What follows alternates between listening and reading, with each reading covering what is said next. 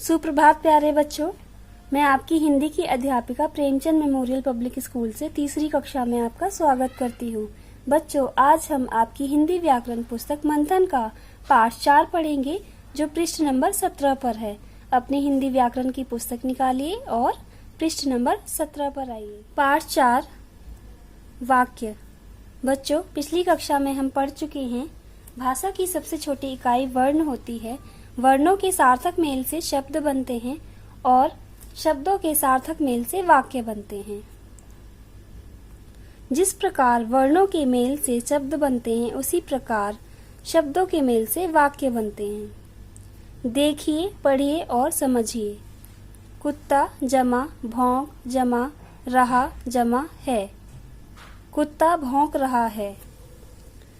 छत जमा पर जमा मोर जमा नाच जमा रहा जमा है।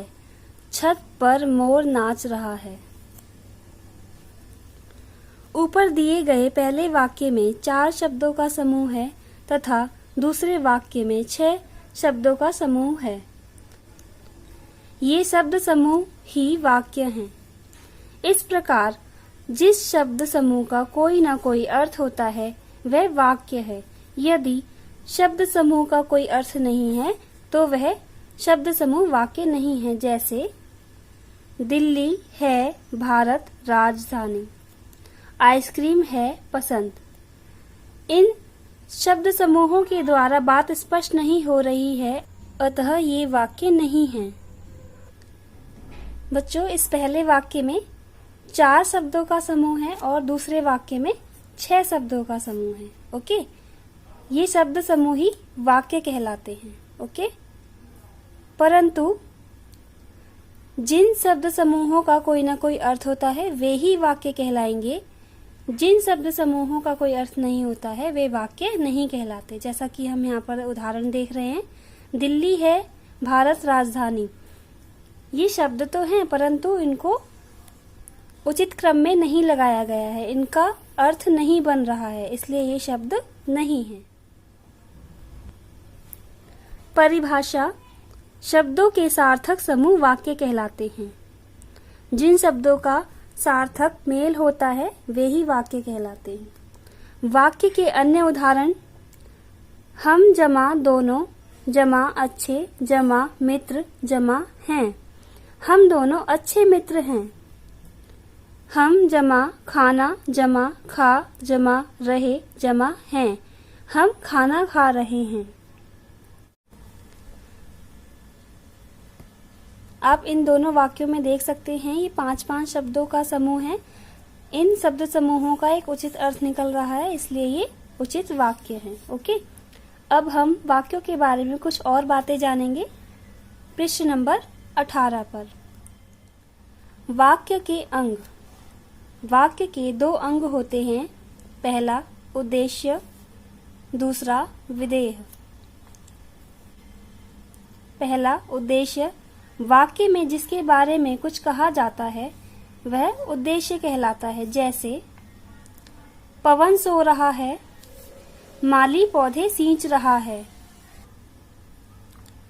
ऊपर दिए गए वाक्यों में पवन तथा माली के बारे में कुछ कहा गया है, अतः पवन व माली वाक्य के उद्देश्य हैं। बच्चों, वाक्यों के 2 अंग होते हैं, उद्देश्य और विधेय। वाक्य में जिसके बारे में कुछ कहा जाता है, वह उद्देश्य कहलाता है। यहाँ हम उदाहरण में देख रहे हैं, पवन सो रहा है। वाक्य में किसके बारे में कहा जा रहा है? पवन के बारे में। और दूसरे वाक्य में किसके बारे में कहा जा रहा है? माली के बारे में। तो पवन और माली क्या है? उद्देश्य। ओके। दूसरा विधेय। वाक्य में उद्देश्य के बारे में जो कुछ कहा जाता है, उसे विधेय कहते हैं। अर्थात वाक्य में उद्देश्य को छोड़कर शेष भाग विधेय होता है। जैसे रीना खाना खा रही है, निधि गाना गा रही है। यहाँ पर हम उदाहरण में देखेंगे, रीना जो शब्द है वो क्या है? उद्देश्य है। ओके, रीना नाम जो है वो उद्देश्य है। बाकी जो बचा हुआ शेष वाक्य है, ये विधेय है। दूसरे वाक्य में निधि क्या है? उद्देश्य। और निधि के बारे में जो कुछ वाक्य में कहा जा रहा है वह क्या है? विधेय। ओके। इन वाक्यों में खाना खा रही है तथा गाना गा रही है विधेय हैं।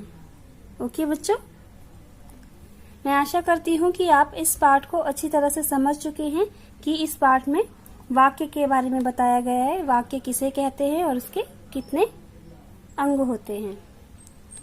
पृष्ठ नंबर 19 पर आपकी अभ्यास माला दी गई है। पृष्ठ नंबर 19 पर आइए बच्चों, यह आपकी अभ्यास माला है।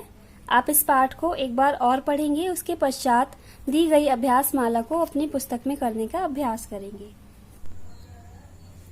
यदि आपको इस पाठ से संबंधित कोई प्रश्न पूछना है तो आप बेझिझक पूछ सकते हैं। धन्यवाद।